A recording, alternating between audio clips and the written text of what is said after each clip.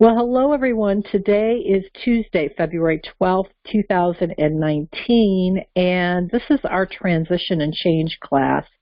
So what I'm actually doing today is recording while we're having the class, but I have all our participants on mute because what I'd like to do is go over the Aspire Stages of Decisive Change model.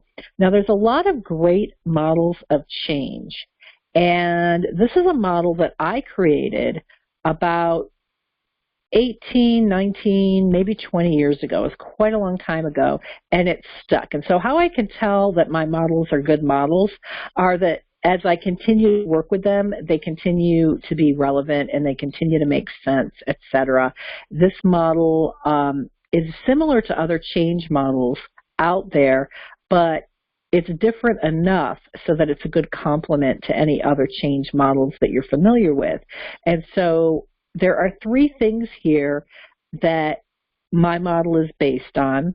One is that all change requires energy. And I think that's something that you need to know, because even if it's a good change that you're going through, it's going to require some degree of energy.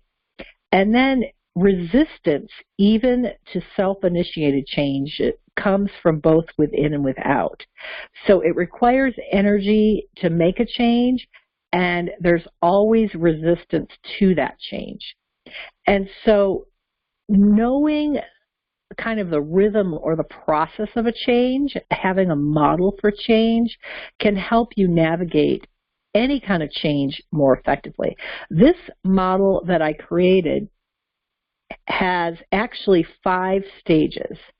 And other models of change that I think you might have seen have 3 stages. So William Bridges' model of change has 3 stages. It has endings, then the muddy middle, and then beginnings. And then there's a book on change called The Dip, and I think that has 3 stages too. It has the exciting beginning, then it has the dip, which is kind of the drudgery of it all, where we have all this energy, and then it has kind of this exciting phase. I'll tell you how those 2 models probably are stages 2, 3, and 4 of the model that I'm going to show you today. And for those of you that are just getting on, I'm going to welcome you. You're on mute, and I'm going to be going through this presentation, and then we're going to do our round robin as soon as we're done. So let's take a look at the Aspire model. This is the whole model. So there's 5 stages, even though it says there's 4 stages. And the reason I've done it like this is because I was talking about decisive change. And what I mean by decisive change is I'm deciding to change. So I am deciding that I want to break up my relationship. I'm deciding that I want to start a business. I'm deciding that I want to change jobs or careers. Pre-stage 1, testing the water, applies to those decisive changes. Once you hit stage 1, the rest of the model applies both to decisive and changes that you did not decide on, like someone else pulled the rug out from under you and the change happened to you. It wasn't something you decided to do yourself. So for every stage, so this model again has 5 stages. For every stage, what I'm going to share with you is kind of how it starts, what it feels like. So what are some characteristics of that stage, so you can kind of recognize that you're in it. And then how do you manage it when you're in that stage? What are the things that you can do to navigate yourself through that stage effectively? And then when is that tipping point where you're moving from this stage to the next stage? And having a model like this is wonderful. One of the metaphors I use a lot is being sick. So if you have a cold, most people start a cold with a sore throat or a headache, maybe a sinus headache, something like that. But we all have patterns of colds, and if yours starts with a sore throat, the pain of a sore throat can be really awful. And if you didn't know what a cold was, you probably would be pretty scared. when you had that sore throat. I mean, I know that when I have a sore throat and it feels so bad, if I didn't know what a cold was, I might think I'm dying of throat cancer or something, because I have no model to tell me what's going on. But because I've had colds before, I know my pattern of colds. I know I start with a sore throat, and then I get a headache and a really bad runny nose, and then the headache begins to go away, and the runny nose begins to go away, and then I have a stuffy nose, but I start getting more energy once I have that stuffy nose. By then, usually the sore throat's gone, and then I start my stage of coughing. And sometimes the coughing lasts for 4 to 6 weeks after the cold's gone. And that's been my pattern of colds my whole life. So when I have that sore throat, I'm usually not very happy about it, but at least I know that the sore throat's going to only last a certain period of time, and then I'm going to get this next stage, and then I'm going to go to the next stage, and then I'm going to go to the next stage, so I can make it through that cold by managing it. And so that's what we're going to use this model for. So whatever transition you're going through, we're going to give you the information about this model, which really does map to all kinds of transitions to kind of help you get through it. So let's start stage by stage. We'll start with pre-stage 1.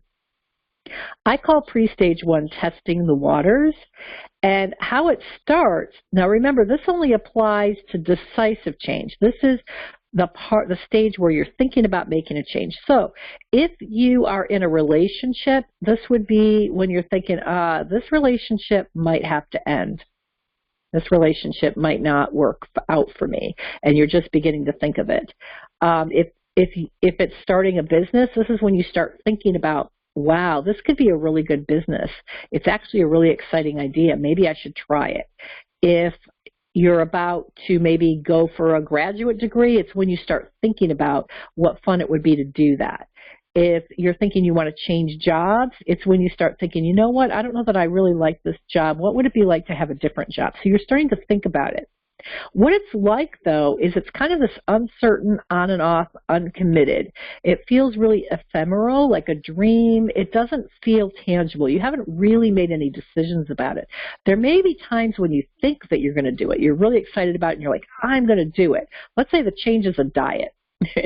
You know, it might be the time when you're thinking about the diet. You might actually have a day that you do it, but by the end of the day, you're not doing it anymore. So it's very, very uncommitted. You may have moments when you feel very committed, but those moments don't last very long. And when I say how to manage it, don't, this is a phase that you have to go through to prepare you to make the decision. Moving forward into stage 1 is when you've actually committed that you're going to do it. And what you'll notice in your ideas is something very significant changes. When you're in pre-stage 1, you're thinking, what would it look like if I did this? And a lot of times you'll have a question in your head that says something like, should I do this? Or should I do that? Or does it make sense? Or what if? But moving into stage 1, the question changes. And you're no longer thinking, should I do it? Somehow you've decided that you're going to do it. And the main question in your head changes from should I do it to how will I do it. So for example, I knew someone who decided she was going to leave her husband. And she didn't leave her husband for 9 months until after she made the decision. But what happened is once she made the decision, it wasn't a matter of whether or not she was going to leave him. It was a matter of when she was going to leave him and how she was going to prepare herself to do it, how she was going to get the money, how she was going to get things out of her name, etc. I remember when I decided to leave my last job, I made the decision that I was going to leave about 5 months before I actually left, and those whole 5 months were spent preparing. When you're about to start a business, that decision that you're going to start a business, or maybe you're going to start a business, once you reach that decision point, you're starting to really seriously look at how. Now, what it feels like, though, is an emotional roller coaster. And the reason it feels like an emotional roller coaster, and this is where we talk about the PEP cycle, or the panic, elation, panic cycle, you tend to feel panic because you realize how hard it's going to be, and you think, oh my God, I'm crazy to think I'm doing it. And then a minute later, you feel elation because you're so excited about what you're going to make happen for yourself, and you see all the possibilities. And then you move into panic. So like how Lori explained, I try not to panic, but, every day I feel panic a little bit. And at least once a day, I experience panic. I mean, there's this pattern to it, and everybody I can tell you that I know that have gone through these kinds of situations have felt the panic. And once we get off the phone, you could probably all give me an example, or once we get off the recording, you can probably all give me an example of when you've panicked when you're in stage 1. Now, the thing about stage 1 is you don't know what it's going to take to make this change happen. And you don't even know if you're going to be able to make the change happen. So because of that, it's an emotional roller coaster. Because in the moments that you're not sure you have what it takes to make it happen, you're going to be afraid. And in the moments that you're really excited about it happening and you're holding onto that vision, you're going to be excited. So how to manage it is to hold on to the vision. It's to just get a very clear picture of what you want it to look like. And it might not end up looking exactly like your vision, but it's going to look closer to your vision if you keep holding that vision and thinking about your vision. So you keep holding that vision of what you want the change to be, and then you take baby steps and rest and get support and information. So the biggest need that you have when you're in stage 1 is a support system and information, research, information about what it's going to take. You have to learn what it's going to take. So this is a lot of information interviewing. If you're in job transition, what's it going to take to have this new kind of job? If you're thinking about dating again and you've been married for 30 years, what is it going to take to be in the dating scene? Your big question is, what is it going to take? You want to learn as much as you can learn, go to classes. If there are mastermind groups for other people or support groups for other people in your same situation, you want to join. You want to get as much information as you can. Moving forward to stage 2, the big shift is you suddenly learn what it's going to take. And typically, part of that learning has been experiential. So you've had a few successes, you've done some things, you've tried some things, and you suddenly realize that this is going to be a lot harder than you thought. And it could be that at that moment that you realize what it's really going to take, you make the decision that making this change is not worth it for you because it's just going to take too much effort. And in the book, The Dip, which I don't have a picture of here, and I don't remember the author's name, but he talks about how smart it is to make this decision that I don't have the resources or the energy or the stamina to make this change. And I'll give you an example with piano lessons because I'm considering going back into piano lessons right now. And I had an interview with a piano teacher yesterday, so this is fresh in my mind. And the big thing that I'm trying to consider right now is, will I do the practice every day? Because if I don't do the practice every day, actually it doesn't have to be every day, but 4 days a week even. If I do the practice 4 days a week, I probably will make progress and it will be worth my investment. But if I don't have the time, energy, commitment, or resources to do the practice, it will not be worth it to even start. So I have to make that decision. And what the guy who wrote The Dip said is it's a lot smarter to stop here for most of your decisions, the big changes you want to make, and only move forward when you are absolutely sure that you can stay the course. Because if you can't stay the course, then that's all that time, energy, and investment wasted. So that's his theory of it. Now, in some cases, you don't have a choice. So let's move on to stage 2. So in stage 2, that's when you've had that realization, wow, this is going to be a lot harder than I thought. But your response is, it's worth it. I'm going to put the effort into it. And I remember going through this change when I started my business and thinking, oh my God, being a coach is not going to be that easy. It's going to take a lot more work than I thought. But then when I thought of my alternative, which was going back and working for somebody else in another job, I would actually get nauseous, sick to my stomach.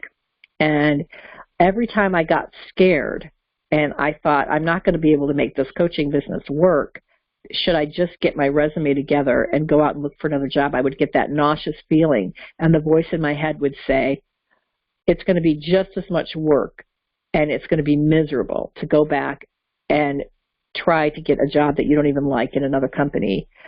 It's going to, the same effort. It's worth it to put the same effort into just trying to get enough clients to make this work.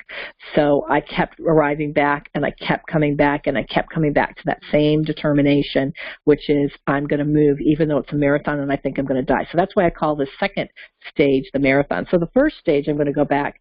That's the tornado. That just symbolizes the emotional roller coaster. The second stage is a marathon, and that's just exhausting. So at this point, you do know what it's going to take, and you know it's going to take a lot, and you have a lot of failures. But you sort of know that you've just got to keep going. So how to manage it is like you would manage your energy in a marathon. Creative resource management, having a sense of humor, appreciating the learning, taking breaks, life balance. You really have to realize that it's going to take a lot of consistent and steady effort. So it's not a sprint, and that means you can't exhaust yourself. You have to conserve your energy. You can't work 14-hour days and maintain the energy you need to stay the course to get your business to the level it needs to get to in 5 years. But at the same time, you can't work 2-hour days either. So you have to figure out how can you work, let's say 8-hour days is what you decide you're going to work. With job transition, it's got to be a little bit of effort every day, no matter how painful it is. So it's got to be a few resumes out every day. With dating, excuse me, we talked about practice dating. I shared the story of my summer of '89 on the last Accelerated Growth call, and I talked about how I spent 2 years practicing dating. And it was well worth the effort because by the time I found somebody I really liked, I kind of knew how to do it, and it made a lot of difference.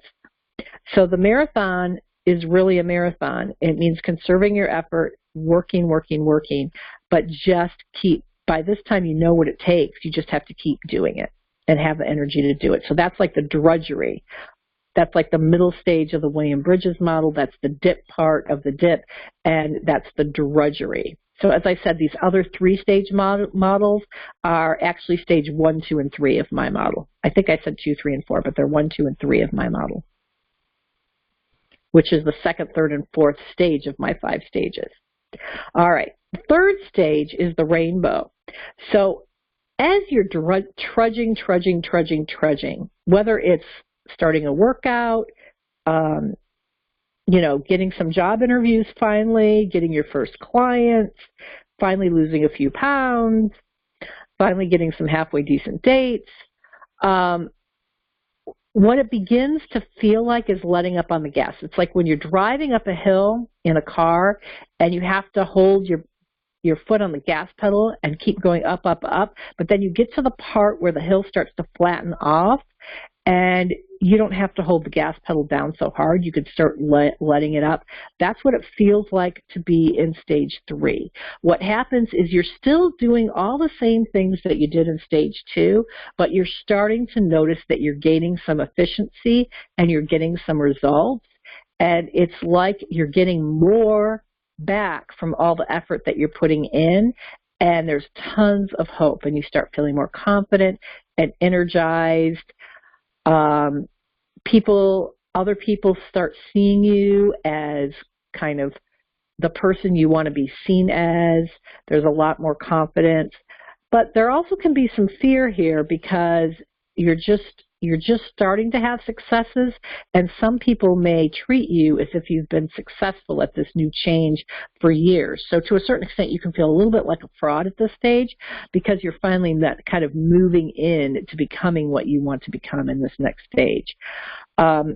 What you do here is you just now you kind of get in the groove so you can use your efficiency to accelerate your progress.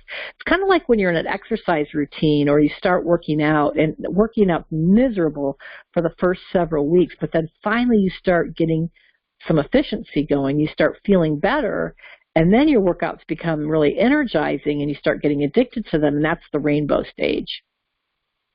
So when you move forward, stage 4, a lot of people don't even have that in their models, because in stage 4, I call it the paradox, and that is that you've already made the change.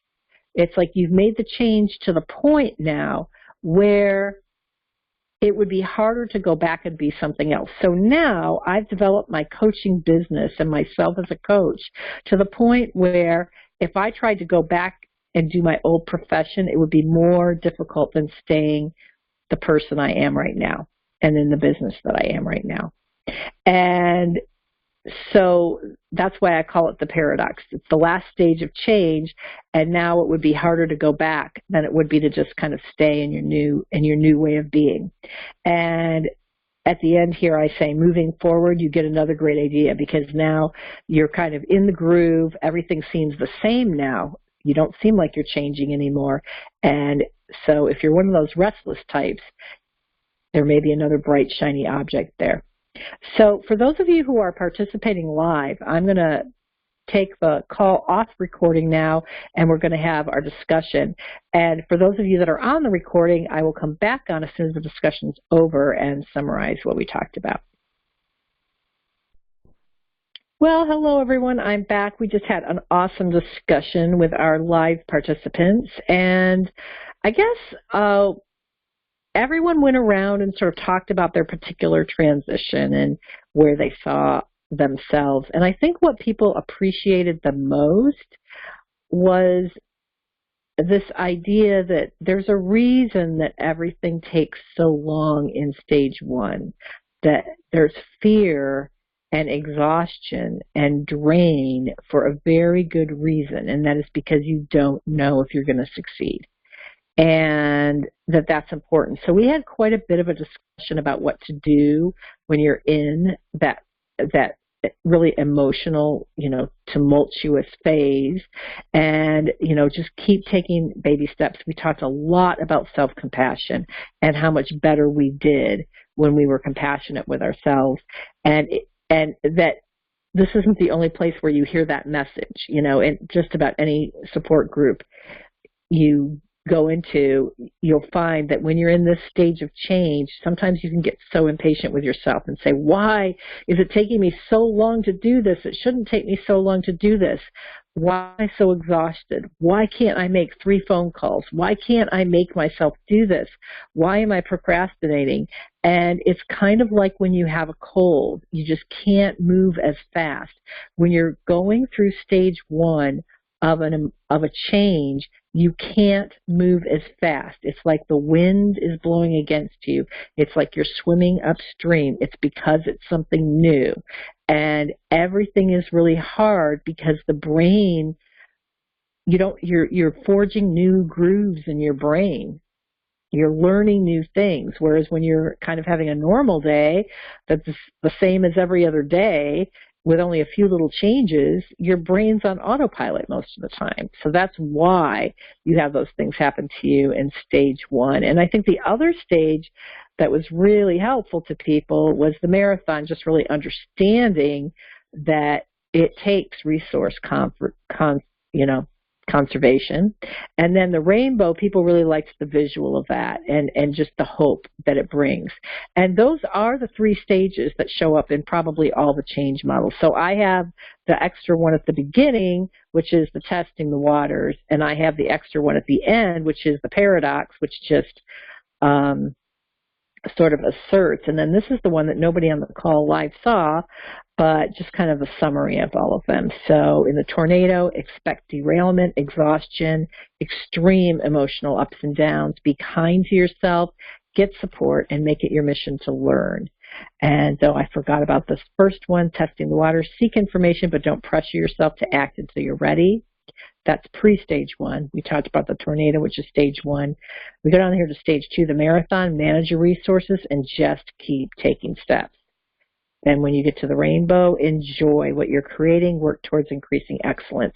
The tornado is actually the funnest stage because once you get to the paradox, you can kind of be getting bored because now all those grooves that you're that you're grooving in your brain, those have been established. So now you're kind of on autopilot again, but you're just on autopilot in your new place. So if you're changing jobs, you're on autopilot in your new job. If you're changing relationships, you're on autopilot in your new relationship or in your single life. And everything's calm and fine that way now. So the change has happened and everything's on autopilot. So you can also think about this as the process of creating new thinking patterns, new ways of being in the world, and getting those new pathways ingrained in your brain. So thanks for listening. I know this class is a little longer than most of the classes, but I think it's well worth it. It's a very proven model, and it is really helpful to know this model as you're going through a change. Thanks, everyone.